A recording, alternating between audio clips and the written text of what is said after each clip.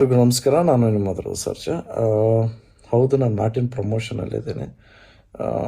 But ಮಾರ್ಟಿನನ್ನು ಒಂದು ನಿಮಿಷ ಪಕ್ಕಕ್ಕೆ ಇಟ್ಬಿಡೋಣ. ಇವತ್ತು ವಿಡಿಯೋ ಮಾಡ್ತಿರೋ ಉದ್ದೇಶ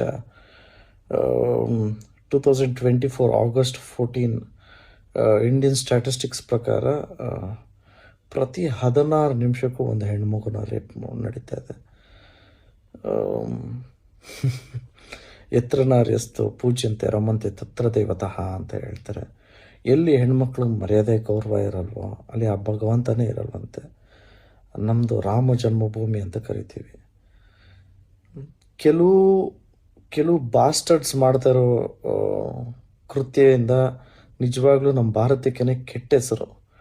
ಹೆಣ್ಮಕ್ಳಿಗೆ ಮಾತ್ರ ಹೀಗಿರಿ ಆಗಿರಿ, ಹಿಂಗೆ ಬಟ್ಟೆ ಹಾಕೊಬೇಕು, ಇದನ್ನೇ ಮಾಡಬೇಕು ಅದನ್ನೇ ಮಾಡಬೇಕು ಅಂತ ಹೇಳೋದಕ್ಕಿಂತ ಒಬ್ಬ ಹುಡುಗನ್ನ ರೇಸ್ ಮಾಡಬೇಕು ಅಂದರೆ ಗಂಡು ಮಕ್ಳಿಗೂ 3 ಕಂಪಲ್ಸರಿ ವಿಷಯ ಹೇಳ್ಕೊಡ್ಲೇಬೇಕು ಪ್ರತಿಯೊಬ್ಬರು ಮನೆಯಲ್ಲೂ.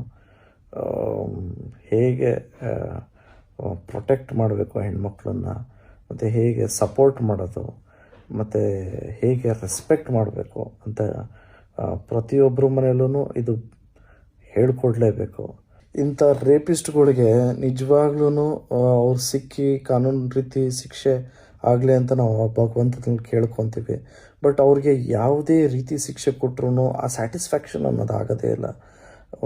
ಇಂಥ ನನ್ನ ಮಕ್ಕಳನ್ನ ನಿಜವಾಗ್ಲೂ ನಡು ರಸ್ತೆ ನಿಲ್ಲಿಸಿ ಜೀವಂತವಾಗಿ ಸುಟ್ಟಾಕ್ಬಿಟ್ರು ಅದು ಆದ್ರೂ ಸ್ಯಾಟಿಸ್ಫೈ ಆಗಲ್ಲ.